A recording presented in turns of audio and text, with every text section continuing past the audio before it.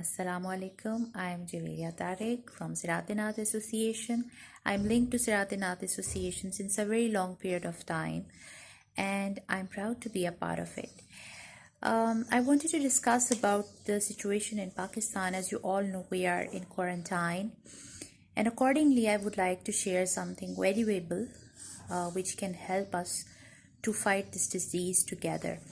So, what I think is the most important aspect for ignoring this disease is to stay positive. And how you have to stay positive is by doing your daily bit of Quran recitation with tajweed that is available all the way online on YouTube and in the form of books that is available at your nearest shops, which you cannot, if you cannot go, you have them at your homes.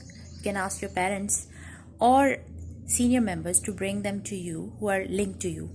So when you're going to recite daily tajweed, it is going to be an important positive element in your life, and it will bring you near to Allah and His Rasul sallallahu alaihi wasallam. Thank you so much. Stay all of you blessed and healthy.